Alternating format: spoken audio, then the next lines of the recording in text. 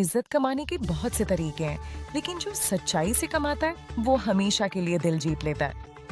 آپ کا مطلب ہے نبی محمد صلی اللہ علیہ وسلم، ہے نا؟ جی ہاں، نبی بننے سے بہت پہلے وہ ایک ایسی پاکیزہ چیز کے لیے جانے جاتے تھے جسے ان کے دشمن بھی کبھی جھٹلا نہ سکے۔ ان کی ایمانداری؟ بالکل، ان کے لوگ انہیں علامین کہتے تھے، یعنی امانت دار، کیونکہ جب وہ بولتے تو وہ جانتے تھے کہ یہ سچ ہے۔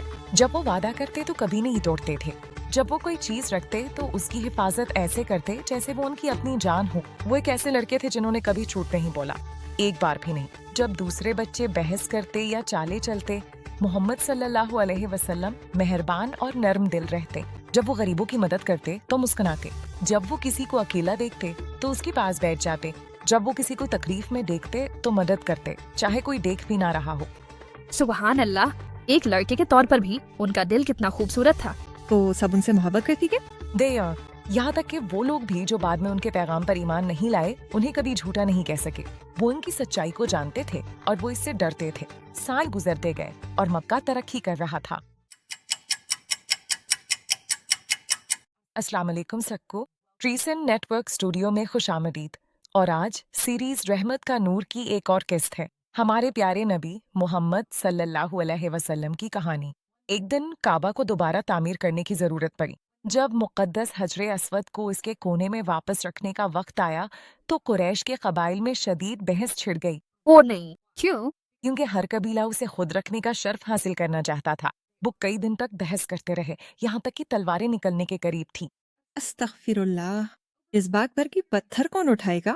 جی ہاں، ضرور چھوٹی چھوٹی چیزوں کو بھی بہت بڑا بنا سکتا ہے۔ لیکن پھر کسی نے کہا رکو، چلو محمد سے پوچھتے ہیں، وہ علامین ہیں، ہم ان کے فیصلے پر بھروسہ کرتے ہیں۔ ہاں، یہ تو بہترین ہے، وہ کوئی منصفانہ طریقہ نکال لیں گے۔ جب محمد صلی اللہ علیہ وسلم تشریف لائے تو وہ مسکرائے، پرسکون، دانا، باادب۔ انہوں نے کہا میرے پاس ایک کپڑا لو۔ انہوں نے کپڑا زمین پر بچھایا، انہوں نے حجر اسود کو اس کے بیچ میں رکھا اور کہا ہر قبیلہ ایک کونا پکڑ لے۔ سب نے مل کر اسے دیوار تک اٹھایا، پھر انہوں نے اپنے مبارک ہاتھوں سے پتھر کو رکھ دیا۔ واہ، انہوں نے صرف چند الفاظ سے امن قائم کر دیا۔ جی ہاں زید، کیونکہ سچائی اور انصاف غصے سے بھرے دلوں کو بھی پرسکون کر دیتے ہیں۔ جیسے جیسے وہ بڑے ہوتے گئے، ان کی ایمانداری اور بھی چمکتی گئی۔ وہ ایک تاجر بن گئے، صحراؤں میں دور دور تک سفر کرتے۔ جب لوگ انہیں اپنا سامان دیتے تو وہ سکون سے سوتے، یہ جانتے ہوئے کہ محمد صلی اللہ علیہ وسلم انہیں کبھی دھوکہ نہیں دیں گے۔ انہوں نے ہر سودے میں انصاف اور ہر شخص کے ساتھ عزت سے برتاؤ کیا۔ اسی لیے ہر کوئی ان کے ساتھ کام کرنا چاہتا تھا۔ بالکل۔ ایک دن خدیجہ رضی اللہ عنہا نامی ایک معزز خاتون نے ان کی ایمانداری اور مہربانی کے بارے میں سنا۔ انہوں نے انہیں اپنے لیے تجارت کرنے پر ملازم رکھا، اور جب وہ واپس آئے تو ان کے خادموں نے ان سے کہا ہم نے کبھی کسی کو اتنا منصف، اتنا نرم دل اور معاملات میں اتنا پاکیزہ نہیں دیکھا۔ یہ تو بہت خوبصورت ہے، تبھی تو وہ ان کی موترف ہو۔ جی ہاں، اور ایک دن وہ ان کے پیغام پر سب سے پہلے ایمان لانے والی اور ان کی محبوبہ بیوی بنی۔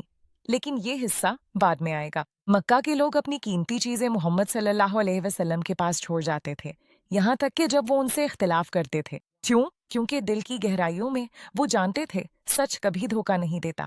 یہاں تک کہ جب وہ بعد میں ان کے دشمن بن گئے تب بھی وہ ان پر بھروسہ کرتے تھے۔ جی ہاں نور، یہی سچ کی طاقت ہے، اسے چیخنے کی ضرورت نہیں، یہ بس چمکتا ہے۔ اور اسی لیے اللہ نے انہیں چنا، کیونکہ ان کا دل ان کی نبوت شروع ہونے سے بھی پہلے پاک تھا۔ بالکل ویٹ، اس سے پہلے کہ اللہ انہیں انسانیت کی رہنمائی کے لیے چنتا، انہوں نے خود اپنے دل کو ایمانداری سے رہنمائی دینے کا انتخاب کر لیا تھا۔ اور یوں پہلی وحی سے بہت پہلے دنیا نے نبوت کی نشانیاں دیکھ لی تھیں۔ ایک ایسا شخص جس نے کبھی جھوٹ نہیں بولا، کبھی دھوکہ نہیں دیا، کبھی کسی کو تکلیف نہیں پہنچائی، وہ نور سے پہلے نور تھے۔ انہوں نے ہمیں دکھایا کہ ایمانداری صرف الفاظ نہیں، یہ کردار ہے۔ اور یہ کہ سچائی آپ کو سب کا بھروسہ مند بناتی ہے، یہاں تک کہ آپ کے دشمنوں کا بھی۔ بالکل، جب دل سچا ہو تو اللہ آپ کا نام سونے اور تاج سے بھی بلند کرتا ہے، اور دنیا کتنی ہی تاریک کیوں نہ ہو، سچ ہمیشہ سب سے زیادہ روشن چمکے گا۔ لیکن ایک رات سالوں کی خاموشی اور تلاش کے بعد محمد صلی اللہ علیہ وسلم ایک تنہا پہاڑ پر چڑھے،